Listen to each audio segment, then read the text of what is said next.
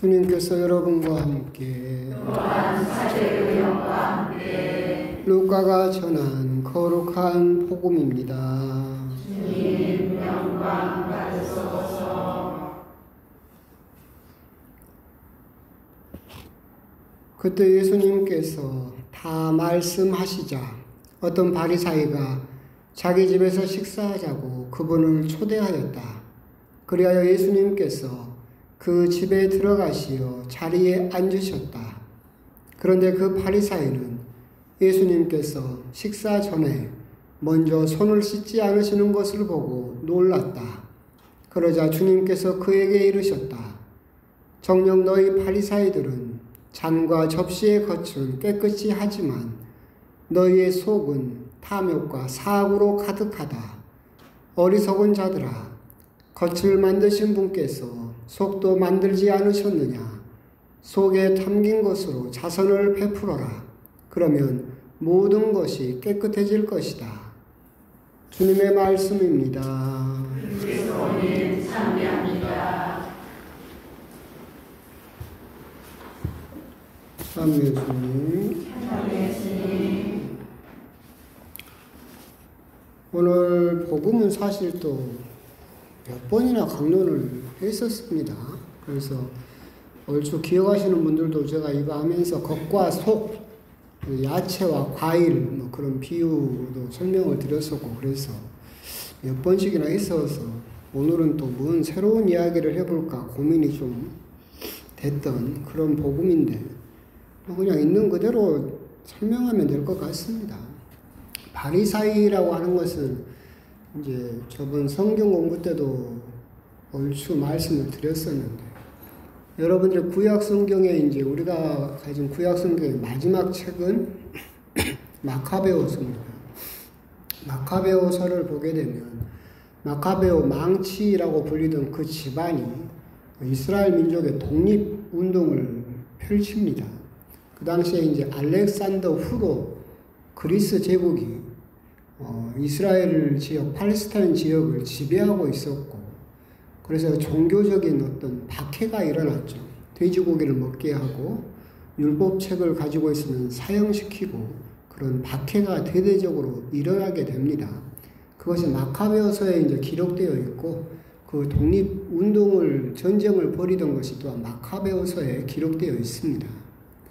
이렇게 성경 이야기하면 재미없죠. 할 말이 없어요.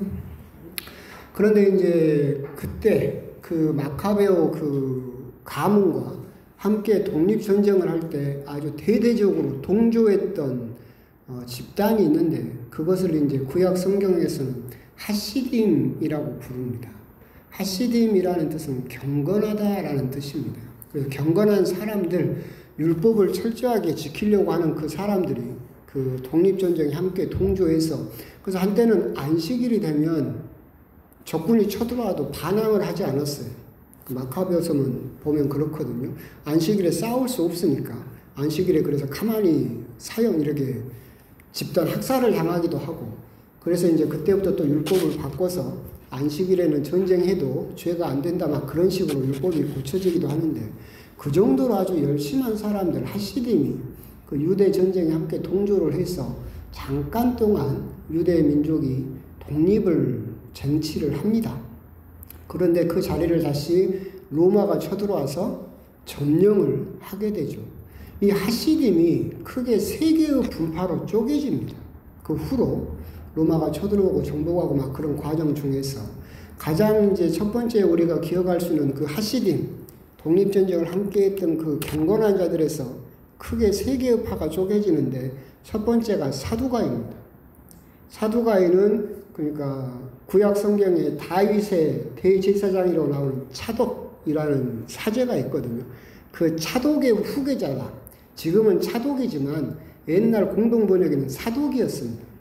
그 사독의 후계자라고 해서 사두가이파라고 불리고 이 사람들은 거의 모두 아니 대부분이 사제 계급을 주류를 이루고 있습니다. 이름도 사두가이니까. 사제였던 제사장이었던 사독의 후계자라고 자처하기 때문에 여기는 사두가이. 그래서 이 사람들은 사제를 이렇게 중심으로 이루어진 집단이었고 성전을 중심으로 그 파가 형성이 됩니다. 그러면서 로마가 지배하는 것을 인정하죠. 그러니까 마치 일본이 쳐들어왔을 때 친일하는 사람들처럼 사두가이는 로마에 충성하면서 그렇게 로마로부터 떨어진 콩고물을 받아먹는 것으로 만족했던 사람들이 돼버렸습니다. 두 번째 파는 아주 큰 파인데 그게 바로 오늘 나오는 바리사이입니다. 바리사이들은 중심이 평신도 위주로 이루어진 율법 교사 위주로 이루어진 그 어떤 종교 개혁 세력을 바리사이라고 부르는데 바리사이는 그 사람들을 이제 싫어하는 말이었어요. 왜 그러냐면 바리사이의 뜻이 분리하다, 구별하다라는 뜻이었어요. 그러니까 다른 사람들이 바리사이 사람들을 멸시하면서 부르던 그런 별칭 같은 거였는데 왜 그렇게 불렸느냐라고 한다면 나온 것처럼 바리사이는 율법을 통해서 끊임없이 사람들을 분리했죠. 구분했어요. 죄인, 의인, 율법을 지킬 수 있는 사람과 못 지키는 사람들 끊임없이 구분을 해냈기 때문에 분리하다, 분리가 아니라 분리하다라고 해서 바리사이라고 그렇게 불렸던 큰 파벌이 나옵니다. 성경에는 신약 성경에는 사두가이와 바리사이 두 개의 파만 나오죠. 성경에 나오진 않지만 에세네 파라는 것도 이 하시딤에서 떨어져 나와서 지금 우리가 성경을 좀 공부하셨거나 관심이 있으신 분들은 아시지만 꿈난 공동체라는 수도 공동체를 만듭니다. 여기는 아주 어떻게 말하면 극우라고 해야 될까? 극단적인 종말 사상을 믿던 파벌로서 집단 생활을 자기들만 떨어져서 했던 사람들이었고 성경에는 거의 등장하지 않죠. 사도행전에 잠깐 이렇게 한마디 에세네 파였던 이런 말로도 등장하긴 하는데 하여튼 그렇게 해서 쪼개졌었고 오늘 나오는 바리사이는 이제 배경이 그렇게 되었다라고 하는 겁니다. 이렇게 왜 구약 성경부터 시작해서 배경 이야기를 쭉 하느냐라고 한다면 할 말이 없어서 그렇습니다. 복음도 짧잖아요. 할 말이 없어요. 그래서 그 바리사이들 평신도 위주로 이루어져서 율법 교사가 중심이 되어서 그리고 자기들이 율법을 잘 지킨다라고 주장했던 그 사람들이 이제 예수님에게 질문을 하면서 율법에 손을 씻고 밥을 먹도록 되어 있는데 손을 씻지 않은 걸 보고 어떻게 말하면 놀랐고 예수님께서는 거기에 대해서 너희들의 겉과 속이 다르다. 위선적인 모습, 이중적인 모습에 대해서 꾸중을 하고 계신다라고 하는 거죠. 계속 이 사람들은 10계명이었던 것을 613개 계명으로 더 세분화를 하고 이 613개나 되는 계명을 1633개로 다시 세분화를 합니다. 그러니까 어떤 사람이 1633개나 되는 세칙을 다 지킬 수가 있겠어요. 그리고 계속 구분을 하면서 끊임없이 타인을 죄인으로 만들어 가는 거죠. 율법은 결국은 그 율법을 지킴으로써 경건함을 유지할 수 있다라고 하는 사람들을 보호하기 위한 법이었지만 바리사이들은 끊임없이 그 율법을 타인을 배제하는 데 사용했죠. 죄인을 만드는 데 사용했고 그렇기 때문에 예수님께서 이런 겉과 속이 다르다라고 하는 꾸중을 하셨다라고 그렇게 이해하시면 되겠습니다. 근데 여기에서 이제 우리가 여러분들은 전혀 궁금하시지 않을 수도 있는데 궁금한 점이 하나가 있습니다. 뭐가 있느냐면 첫 번째가 바리사이들 너희들 속은 탐욕과 사악으로 가득하다. 근데 뒷부분 보면 속에 담긴 것으로 자선을 베풀어라. 그러면 모든 것이 깨끗해질 것이다. 이 부분을 어떻게 해석을 할 것이냐라고 하는 거예요. 이걸 두 가지 해석이 가능합니다. 너희의 속은 탐욕과 사악으로 가득한데 그 속에 담긴 것으로 자선을 베풀어라. 그러면 모든 것이 깨끗해질 것이다. 첫 번째 해석은 이겁니다. 그렇더라도 자선을 베풀어라. 너희들이 탐욕의 마음을 가지고 그리고 악한 마음을 가지고서라도 착한 일을 해라. 그러면 깨끗해질 것이다. 우리가 정말 깨끗한 마음으로 온전한 마음으로만 자선을 베풀면 참 좋겠지만 그렇지 않을 때도 많이 있죠. 남에게 보이기 위해서, 칭찬받기 위해서, 아니면 상장을 받기 위해서 그런 마음으로라도 자선을 베풀어라. 그러면 깨끗해질 것이다. 옛날 조선시대 때 임금이 나라에 실제로 그 효자상을 주기 위해서, 효부상을 주기 위해서 이렇게 추천을 받았어요. 각호 사또들한테. 그랬더니 한 마을에 있던 그 양반 자제가 그 상을 너무나 받고 싶은 거야. 그래서 그 효자상, 효부상을 주겠다, 왕이 주겠다라고 발표가 되자마자 자기 부모님에게 극진이 막 하는 거예요. 갖고 막 주변 사람들 추천을 하라고 해가지고 억지로 그 효자상을 받았어요. 그러니까 주변에서 막 반대가 심했어. 저 사람 원래 저렇게 효를 하는 사람이 아닌데 상 받으려고 그렇게 잠깐 이렇게 잘 보이려고 했을 뿐이고 원래 그렇게 효심이 깊은 사람이 아니었습니다 라고 고발을 했죠. 그래 임금이 이야기를 했어요. 그것 때문에라도 효도를 했으면 다행인 거다. 그죠? 상 받기 위해서라도 효도를 했다면 그것은 잘한 것이다. 다른 사람도 차라리 본받았으면 좋겠다라는 이야기가 있지만 그거와 똑같죠. 첫 번째 해석은 너희의 속은 탐욕과 사악으로 가득하지만 그 욕심을 채우기 위해서라도 다른 것이 탐나서라도 자선이라고 하는 좋은 행동을 하면 거기에서 배운 것이 있고 느낀 것이 있어서 너희의 속도 깨끗해질 것이다 라고 해석할 수가 있습니다. 그런데 이 해석에 문제점이 있습니다. 바로 앞구절입니다.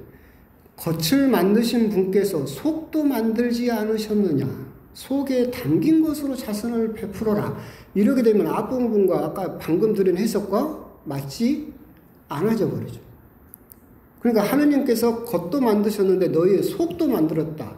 그 말은 무슨 말이냐면 창세기에 보게 되면 하느님께서는 우리들을 만들 때 누구 얼굴을 닮은 얼굴을 만들었어요? 하느님 얼굴을 닮은 그 우리의 모상을 우리 얼굴에도 하느님의 모상을 우리 얼굴에 새겼죠. 그래서 이마고 데이라고 해서 우리들을 하느님의 모상이라고 부릅니다. 그래서 제가 옛날에 말씀드렸죠. 하느님 얼굴을 보고 싶으면 뭘 봐라? 거울 봐라. 거울 보면 거기 하느님 얼굴이 있다. 이게 하느님 얼굴이라고 하죠. 이게 이마고 데이. 겉을 만드셨어요. 우리 모습을 만드셨죠. 누구 닮게? 하느님 닮게. 그분께서 속도 만들었어요. 그럼 우리 속도 누구 닮게 만들어졌어요? 하느님 닮게 만들어졌죠. 그렇죠? 그것으로 자선을 베풀어라. 그럼 앞에 있는 탐욕과 사악은 가득하다라고 하는 것은 어떻게 이해해야 하느냐? 우리들은 이제 그 인간의 본성에 대해서 설명을 할 때 크게 세 가지 정도로 개략적으로 보통 이야기를 합니다. 성악설, 성선설, 환경설, 타블라 라사라고 부릅니다. 성악설은 여러분도 다 아는 것처럼 그거죠. 사람은 태어날 때부터 악하다. 성선설은 사람은 태어날 때부터 선하다. 환경설은 그죠. 타블라 라사라고 하는 게 빈 칠판이에요. 빈 종이. 그러니까 거기다 파란 물을 들이면 파래지고 빨간 물을 들이면 빨개지고 그래서 환경의 영향을 받아서 가정 환경이라든가 부모님 영향을 받아서 그 사람이 선해질 수도 있고 악해질 수도 있다. 여러분은 어떤 것 같습니까? 사람은 태어날 때부터 누구 철학자 말처럼 사람은 사람에게 늑대일까요? 사람은 사람에게 양일까요? 어렵죠? 정답은 모르겠어요. 요즘은 이제 그래서 대부분 성악설을 이야기하는 사람도 많죠. 사회가 하도 어지러우니까 야 사람이라면 어떻게 저럴 수 있냐. 사람은 태어날 때부터 악하다. 또는 대부분 또 믿는 것이 환경설이죠.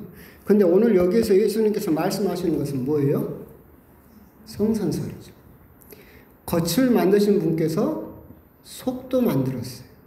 그러면 하느님의 모상을 닮은 겉을 만드셨으면 우리 속도 하느님을 닮아서 착하죠. 그렇게 만들어졌어요. 근데 원죄를 지음으로써 우리들은 어떻게 됐어요? 우리 본성이 찢겨져 버렸죠. 더럽혀져 버렸어요. 완전히 썩은 것은 아니고 더럽혀져 버렸죠. 그래서 우리들 인간은 가만히 놔두면 악으로 기울어지기가 쉬워요? 선으로 기울어지기가 쉬워요? 악으로 기울어지기가 쉬워요. 인간은 가만히 놔두면 착한 일을 하기보다는 악한 일을 하는 게 더 쉽게 그렇게 기울어져 버리는 경향성을 지니게 되었죠. 그럼으로써 그게 그 경향성을 따라서 너무나 치우쳐 버리면 탐욕과 사악으로 가득하게 돼버린다. 속에 담긴 것으로 자선을 베풀어라라고 하는 것은 너희들이 원래 착하게 태어났다라는 것, 너희의 속도 하느님을 닮게 태어났다라고 하는 것을 회복해라. 다시 회복해라. 그리고 그래서 너희들이 속에 들어있는 하느님의 모습대로 베풀어라.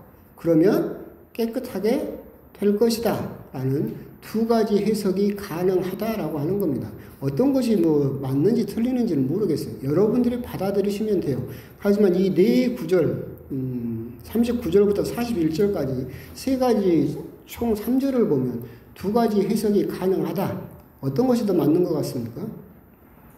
모릅니다. 알아서 하십시오. 그렇게 되어 있다라고 하는 겁니다.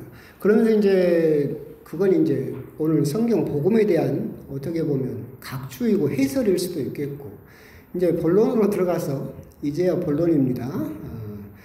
이런 생각을 해봅니다. 바리사이의 이런 위선은 왜 시작됐을까? 왜 겉을 그렇게 꾸미고 속은 그렇게 썩어 들어감에도 불구하고 죄로 기울어지는 그런 탐욕과 사악으로 가득함에도 불구하고 그런 위선적인 모습을 보이게 되었을까 곰곰이 생각을 해보면 이것 같습니다. 그 당시는 가부장적인 사회였고 남자 중심적인 사회였었죠. 이스라엘 남자들이 성공할 수 있는 방법은 뭐가 있을까요? 아무것도 없습니다. 경제적인 성공도 로마 제국에 막혀 있죠. 로마의 속국이니까.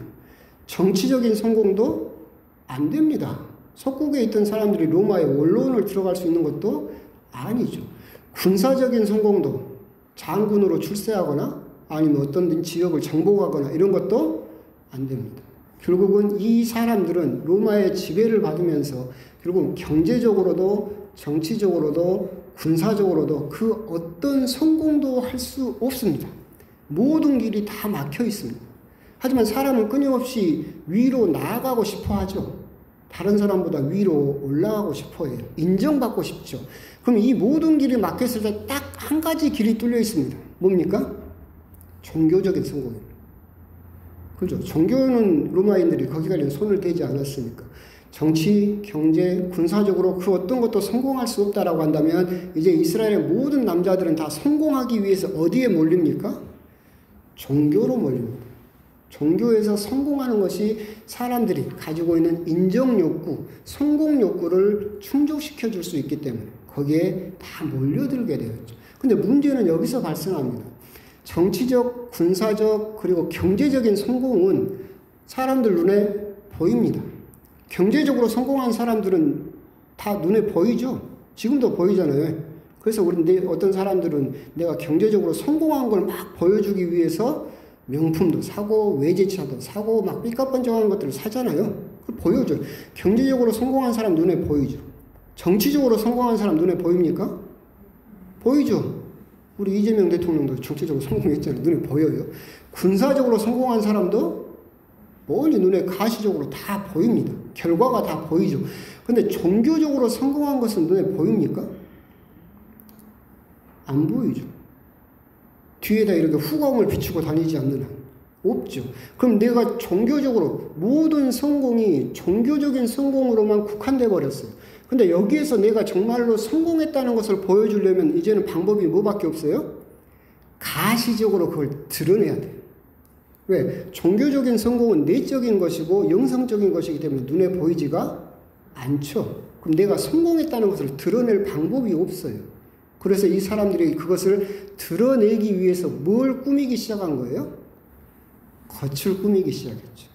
그래서 옷수를 길게 늘어뜨리고 성구갑을 크게 만들고 단식하면 울상을 짓고 기도할 때는 장터 한가운데서 기도하고 율법을 1633개로 늘려가면서 그것을 지키는 모습을 가시적으로 보여주죠. 그러면 사람들이 나를 뭐라고 인정해줘요? 성공한 사람이라고 인정해 줄 수 있게 된다. 그렇기 때문에 이 사람들은 이 겉으로 보이는 것에다가 그렇게 목을 맬 수밖에 없었던 거죠. 그 당시 상황이. 그 모습을 예수님께서 꾸중하셨다. 왜 꾸중하셨느냐라고 한다면 이 사람들이 착각하는 것이 뭐냐면 종교적으로 성공하는 것이 세상의 성공과 직결된다라고 믿었기 때문에 그래요. 세상에서 성공할 방법이 없으니까 이 사람들은 그 성공을 어디다가 팔아먹었어요? 종교적인 성공으로 바꿨죠. 내가 종교적으로 성공을 하면 세상에서 성공한 것이다라고 치환을 해버렸죠. 그것을 예수님께서 꾸중하셨다라고 하는 거예요. 이 말이 어려운 것 같으면 한 사람만 생각하면 대번에 이해할 수 있어요. 정광훈. 그렇죠? 정광훈을 생각하면 대번에 이해됩니다. 정광훈이 종교적인 성공을 했다라고 이해하는 것은 뭐예요? 세상적인 성공과 연결되어 버렸기 때문에. 이 사람은 어떻게 생각한 거예요? 내가 종교적으로 성공하는 것이 세상에서 성공하는 것이다라고 등가 교환이 되어버리니까 그 일을 버리고 있는 것처럼 이 사람들도 그렇게 생각한 거예요. 내가 종교적으로 성공을 하면 세상에서 성공할 수 있다. 그러면 세상 사람들로부터 인정받고 세상 사람들로부터 존경을 받을 수 있다라고 생각을 해버렸던 거죠. 그것을 이제 하느님이 배제돼 버린 거예요. 그 모양새를 예수님께서 꾸중하고 계신 거죠. 이건 또 사실은 멀리 있는 이야기 같지만 우리 주변에도 많이 보입니다. 우리 성당도 종교 공동체예요. 근데 세상의 논리를 가지고 와가지고 세상의 성공을 우리 성당에서 이루려고 하는 사람도 참 많이 있어요. 옛날에 본당에 있을 때 사모회장님이 새로 됐어요. 근데 사모회장님이 돼가지고 처음으로 요구한 게 뭔지 아세요? 내가 이제 사모회장 됐으니까 관용차 사주세요. 관용차. 자기 사모회장이니까 사모회장한테 차 사달라고 몰고 다닐 차. 그게 가능합니까? 세상의 욕심이죠. 세상의 성공을 고스란히 이 교회 공동체 안으로 들고 들어온 거죠. 어떤 사람은 또 사모회장 떨어지니까 딴 본당으로 이사 갔어요. 그런 경우도 많이 있어요. 여러분들은 우스운 거 갖고 별일로 세상에 그런 일이 아니요. 다 바리새인하고 똑같은 거예요. 세상의 성공을 교회 공동체로 가지고 들어오고 여기서 성공하는 것이 세상에서 하지 못한 성공을 대체해 준다.